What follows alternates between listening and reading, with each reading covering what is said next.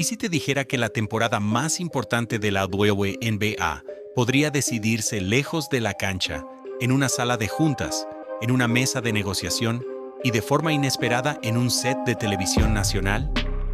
Lo que parece un simple movimiento de programación se está leyendo como una señal de poder. Y cuando el poder se mueve, nadie sale ileso. Todo empieza con el convenio colectivo. A inicios de febrero de 2026, varias coberturas coinciden en que la negociación entre la liga y el sindicato se trabó en el reparto de ingresos. El sindicato busca un modelo que acerque a las jugadoras al 30% de los ingresos brutos. La liga ha defendido un enfoque basado en ingresos netos, es decir, después de ciertos gastos.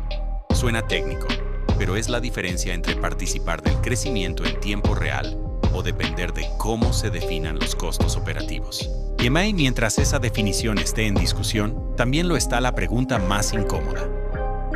¿Quién sostiene el valor mediático cuando el calendario se tambalea?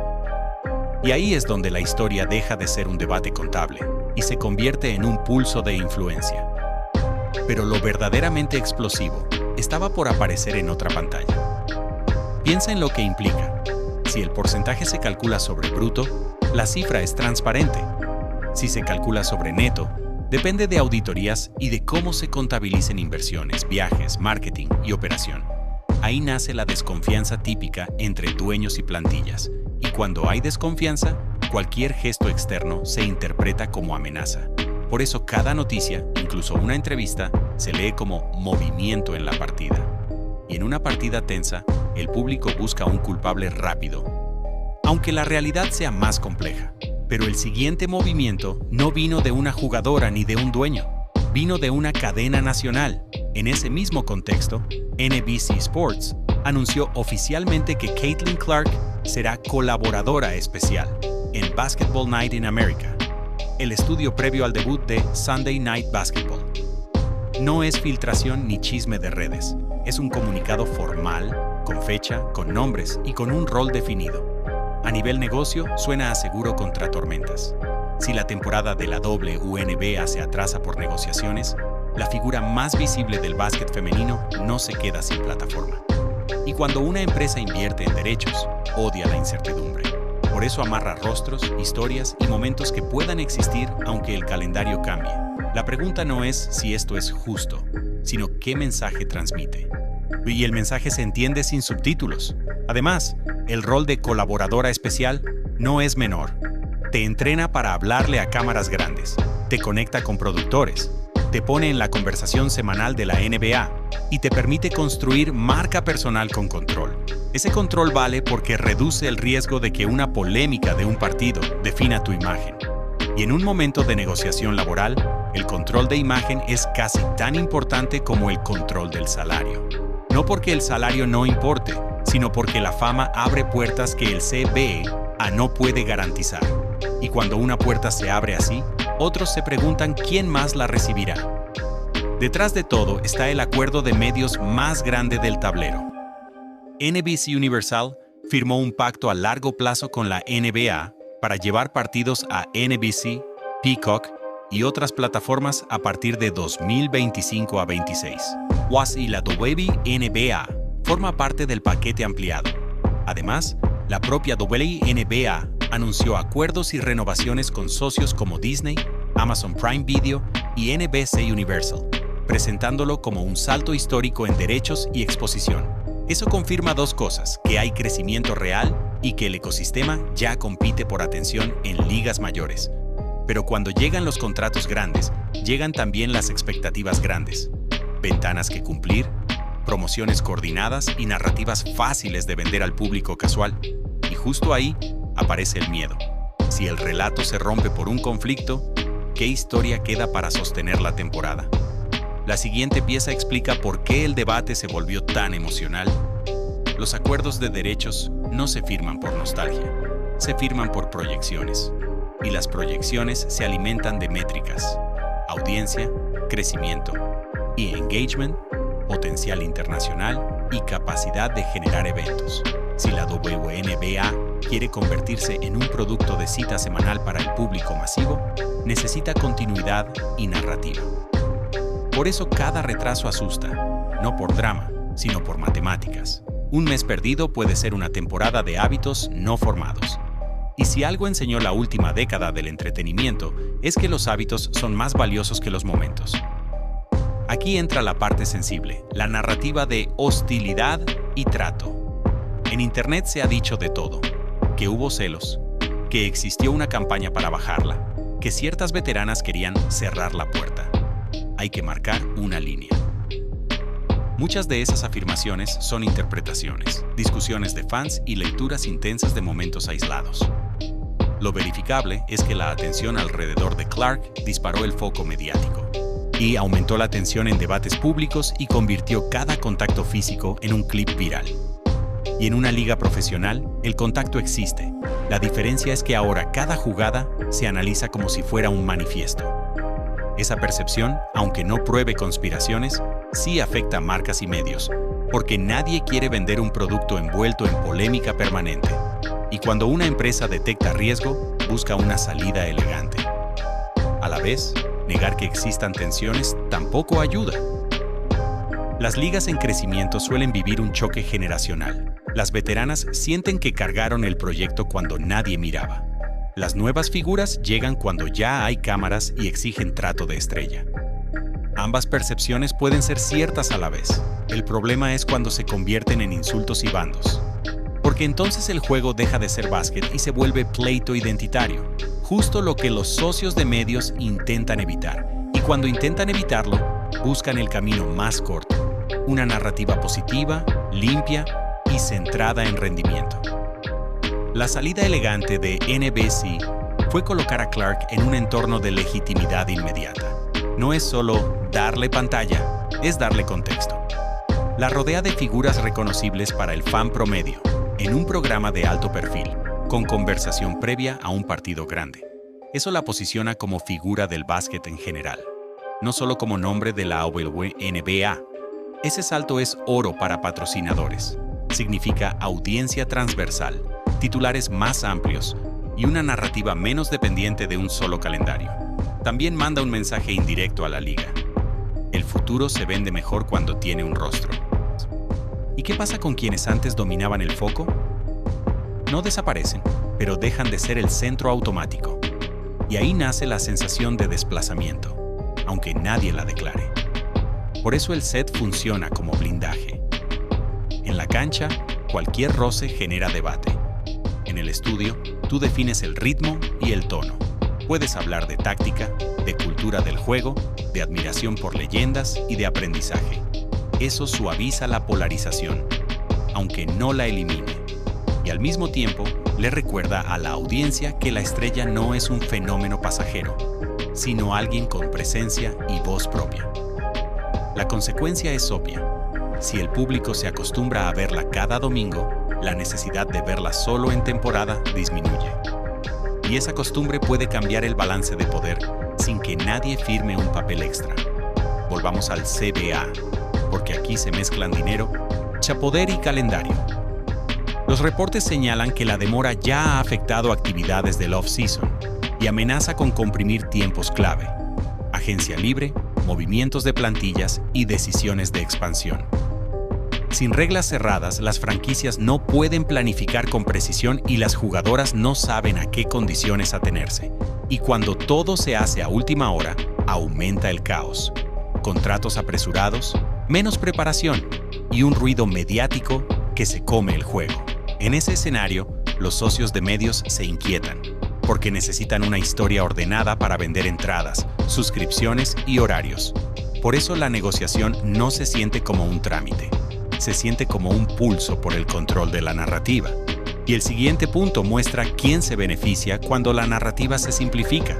Cuando el off-season se comprime, sí, también se comprime la preparación física, la instalación de sistemas y la venta de boletos. Los equipos necesitan tiempo para presentar plantillas, para lanzar campañas locales, para activar patrocinios. Si todo llega tarde, el marketing corre detrás del tren. Y el marketing en una liga emergente no es accesorio, es motor. Por eso la negociación se siente como una cuerda. Si tiras demasiado, se rompe. Si aflojas demasiado, pierdes fuerza. Y mientras esa cuerda vibra, las plataformas buscan estabilidad con otras herramientas, como el contenido de estudio. En streaming, el producto real no es el deporte, es la retención. Peacock y cualquier plataforma miden dos cosas: cuánta gente entra y cuánta gente se queda. ¿Qué hace que alguien se suscriba? Estrellas claras, momentos virales y una historia que se entienda sin manual. Y Clark encaja por estilo de juego y por fenómeno cultural. Genera clips, debate y curiosidad incluso entre personas que no seguían la liga. Esto no invalida a otras figuras. Solo explica por qué las empresas concentran foco. Un ejecutivo no vende equilibrio. Vende una puerta de entrada. La puerta suele tener un nombre, una cara y un relato. Y cuando esa puerta se abre, el flujo de nuevos fans puede ser enorme. Pero esa misma puerta también puede crear resentimiento si el resto siente que el foco es injusto. Y ese resentimiento es el combustible de la próxima parte. Esa es la razón por la que los videos y debates sobre una sola jugadora explotan, porque simplifican el mapa. El espectador nuevo no quiere memorizar 20 historias, quiere una. Y una historia con momentos claros. El tiro imposible, el pase inesperado, el récord o la rivalidad. La liga puede y debe mostrar más caras, pero para enganchar al público general suele empezar con una sola puerta. El riesgo es que esa puerta se vuelva monopolio de conversación. Y cuando parece monopolio, aparece la siguiente pregunta: ¿quién controla el volumen del micrófono? Por eso se volvió popular la frase de que pueden reemplazar a las veteranas. Literalmente es exagerada. Una liga seria necesita profundidad, liderazgo, historia y estructura sindical. Pero la frase apunta a una verdad incómoda. Está llegando una ola de talento con audiencias propias. La NCAA produce estrellas mediáticas. Las rookies entran con comunidades enormes. Y los fans consumen highlights como episodios cortos. Cuando la oferta de nombres crece, el poder individual se diluye. No desaparece, pero se reparte. Y en una industria donde el tiempo en pantalla es moneda, más estrellas significa más competencia por minutos, por patrocinadores y por protagonismo. Eso pone presión a quienes antes dominaban la conversación, y justo cuando esa presión aumenta, aparece una plataforma alternativa que cambia las reglas. La competencia por protagonismo no siempre se nota en estadísticas. Se nota en invitaciones, en comerciales, en entrevistas, en portadas. Es un mercado silencioso que se mueve con cada tendencia.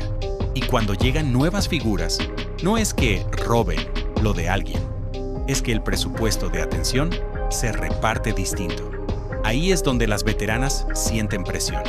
No por falta de talento, sino por cambio de algoritmo social. Porque hoy el algoritmo premia la novedad, el drama o la sorpresa. Y si no te adaptas, te conviertes en fondo, aunque seas excelente. Pero el próximo punto muestra cómo ese algoritmo puede ser amplificado por televisión tradicional. Esa plataforma alternativa se llama visibilidad transversal. Si la WNBA negocia, la NBA no se detiene. La televisión abierta no se detiene. El prime time no se detiene. Entonces, cuando NBC sienta a Clark en Basketball Night in America, le permite seguir en conversación aunque su liga esté en pausa. Eso no elimina la importancia de la Title NBA, pero sí reduce el costo personal de la incertidumbre para la figura que más atención trae. Y a nivel psicológico, eso se siente como ventaja, porque si el conflicto se alarga, ¿quién pierde ritmo? Probablemente quienes dependen del calendario para aparecer. ¿Quién lo pierde menos? ¿Quién tiene micrófono garantizado? Y con esa percepción, el debate se vuelve todavía más intenso. Y este es el tipo de jugada que las compañías aman: convertir un rostro en hábito. Un hábito es predecible, y lo predecible se vende mejor. Si cada semana hay una aparición, un comentario, una frase viral, el público vuelve. Y si el público vuelve, los anunciantes pagan. Por eso, incluso si el conflicto laboral termina pronto, el experimento de NBC ya dejó una lección. El ecosistema puede crear eventos alrededor de la WNBA sin depender de su calendario exacto.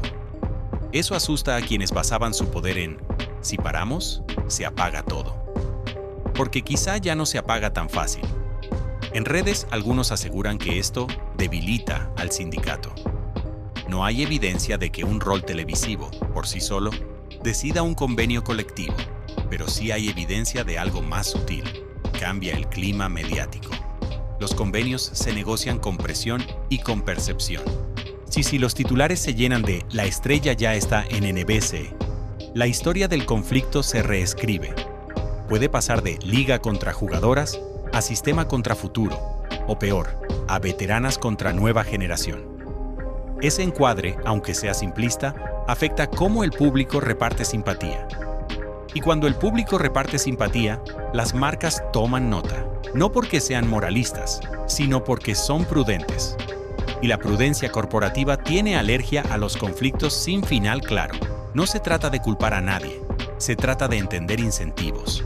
El sindicato necesita mostrar unidad y urgencia. La liga necesita mostrar control y viabilidad. Y los medios necesitan mostrar historia entretenida sin quedar atrapados en un conflicto interminable. Cuando las tres necesidades chocan, el público elige bando con emociones, no con balances financieros. Y ahí nacen los discursos extremos y los titulares simplificados. Por eso cualquier movimiento de una estrella se interpreta como traición o victoria, cuando a veces es solo una oportunidad profesional. Y esa confusión es el terreno perfecto para que la narrativa se salga de control. La conversación sobre el trato se convirtió en símbolo. Hubo partidos físicos, jugadas duras y contactos que algunos leyeron como bienvenida y otros como exceso. También hubo declaraciones interpretadas como indirectas, debates sobre arbitraje y análisis interminables en podcasts. Pero muchas veces no se discute la jugada. Se discute lo que la jugada representa. Para un sector, Clark representa cambio, fans nuevos y dinero nuevo. Para otro, representa un foco desproporcionado que no se repartió de forma justa. Y lo peligroso es que los extremos se alimentan. Un lado exagera cualquier choque como persecución y el otro minimiza toda crítica como envidia. La verdad suele ser más gris. Cuando llega una estrella enorme, todo se amplifica. Y cuando todo se amplifica, el negocio elige el relato que más vende. La polarización también produce un efecto raro. Aumenta la audiencia a corto plazo, pero erosiona la confianza a largo plazo. Si el espectador siente que todo es pelea, deja de disfrutar el juego. Y si deja de disfrutar, se va. Por eso las ligas exitosas aprenden a canalizar rivalidades sin convertirlas en resentimiento permanente. La rivalidad vende cuando es competitiva, destruye cuando es personal. En este caso, parte de la conversación se volvió personal, sobre todo en redes. Y cuando algo se vuelve personal, las marcas se vuelven cautelosas. Y ahí es donde el producto limpio se convierte en prioridad. El relato que más vende suele llamarse Nueva Era. Es perfecto para marketing. Tiene inicio, protagonista visible, obstáculos y promesa. Pero también tiene riesgo. Si la nueva era se construye atacando a las veteranas como bloque, el producto se contamina. Un guión inteligente no necesita decir "ellas son malas". Necesita decir "el sistema está cambiando". El sistema incluye expansión, inversión, mejores contratos, más cámaras, más expectativas y más presión. Cuando el sistema cambia, cambian los incentivos. Las veteranas pelean por un reparto que consideran merecido. Las nuevas figuras empujan atención que antes no existía, y en medio, la liga intenta crecer sin romperse. Lo interesante es que una sola decisión de televisión puede acelerar ese cambio de sistema. Una nueva era real no aplasta a la anterior. La utiliza como contraste y como escalón. Las veteranas aportan historia, credibilidad y estándares.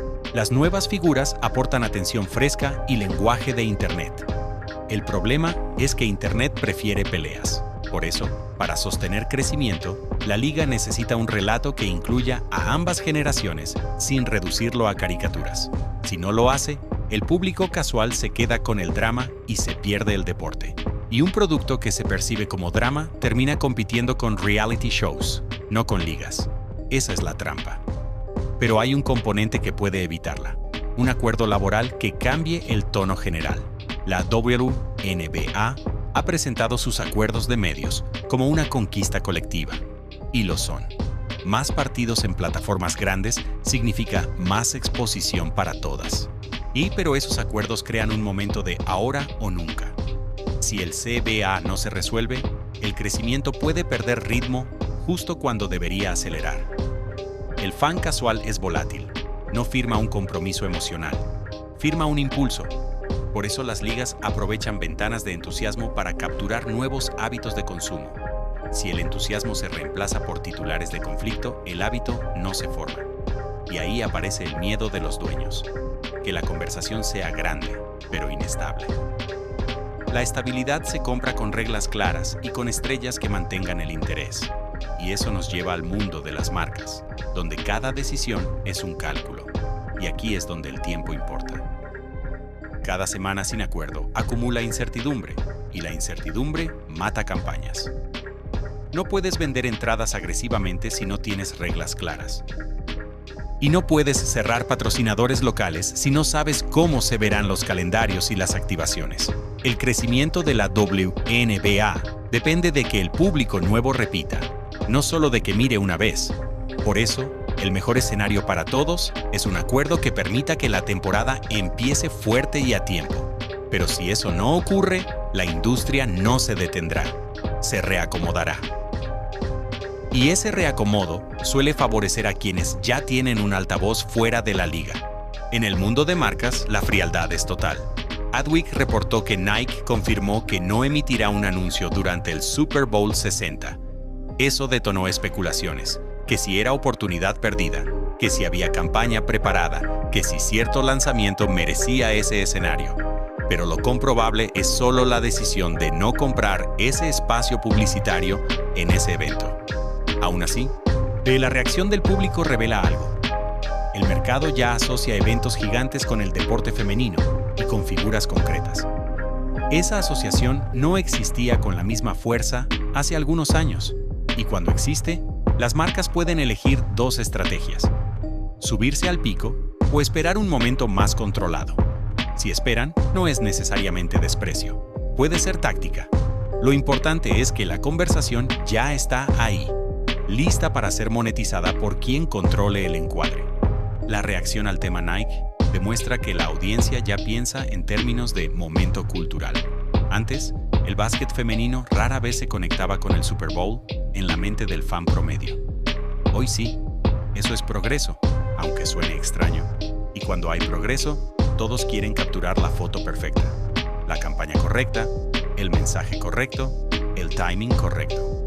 Pero el timing nunca es neutral. Elegir cuándo aparecer también es elegir qué historias evitas. Si una marca percibe que el entorno está demasiado polarizado, puede esperar. Y cuando una marca espera, el público inventa teorías. Por eso el ecosistema se llena de rumores. Y por eso es tan importante distinguir rumor de hecho. Entonces, ¿qué estamos viendo realmente? No un castigo oficial a las veteranas, sino un reordenamiento del poder simbólico. Antes, el crecimiento de la liga dependía más de un relato colectivo y de la paciencia del público. Hoy, con redes, clips, documentales, podcasts y plataformas, un par de rostros pueden encender conversación nacional todos los días. Eso altera el equilibrio entre liga y estrellas. Y por eso el rol televisivo de Clark es más que un trabajo. Es una señal de que la fama puede moverse por fuera del calendario tradicional. Y si la fama se mueve, también se mueve el dinero. Ese movimiento no elimina el valor de las veteranas, pero sí les exige adaptarse, construir relatos propios, conectar con fans nuevos y elegir batallas con inteligencia. Porque en la era del clip, quien controla la historia controla el mercado. El reordenamiento simbólico también redefine liderazgo. Antes, liderazgo era antigüedad y respeto interno. Ahora también es influencia externa. ¿Quién trae nuevos ojos? ¿Quién mueve tickets? ¿Quién genera conversación? Ese cambio puede ser injusto para quienes construyeron la base, pero es real. Y cuando el liderazgo cambia, el vestuario se adapta o se fractura. Y las ligas que sobreviven son las que convierten esa tensión en competencia sana y colaboración estratégica. Las que no, se quedan atrapadas en peleas de estatus. Y en peleas de estatus, el único ganador es el algoritmo. aquí viene el giro que muchos ignoran. Si el CB se cierra bien, todas las partes pueden ganar. Un pastel más grande, bien repartido, significa mejores salarios, mejores beneficios, más seguridad y carreras más largas. Carreras más largas significan más historias, más rivalidades y más legado.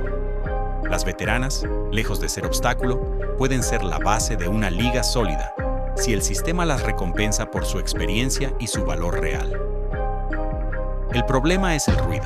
Cuando la discusión se vuelve personal, cuando los fans convierten cada negociación en una guerra cultural, se rompe la posibilidad de un acuerdo limpio. Y la solución no es callar a nadie, es separar el debate económico del teatro de redes. Y si eso no pasa, las empresas harán lo que siempre hacen: invertir en lo que se pueda controlar. Cerrar bien no significa que todos queden felices, significa que todos puedan vivir con el resultado y seguir construyendo. Si las jugadoras sienten que el reparto es justo, la energía vuelve a la cancha. Si la liga siente que el sistema es sostenible, invierte con más fuerza. Y si los medios sienten estabilidad, promocionan con confianza. Esa combinación es la que convierte un boom de atención en una era de crecimiento real. Sin esa combinación, todo se vuelve chispa, brillante, ruidosa y corta. Y una chispa corta no alcanza para transformar una liga en hábito nacional. Y ahí llegamos al presente. No hay final definitivo, solo una advertencia. La WNBA entró en una fase donde la visibilidad ya no se negocia solo en la cancha y en conferencias de prensa, sino también en sets de televisión, acuerdos de streaming y narrativas diseñadas para audiencias masivas.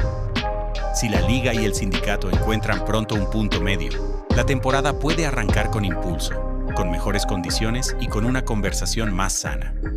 Si no lo encuentran, las compañías seguirán asegurando el show con sus propios carriles, programas, apariciones cruzadas y contenido que no depende del calendario de la WNBA.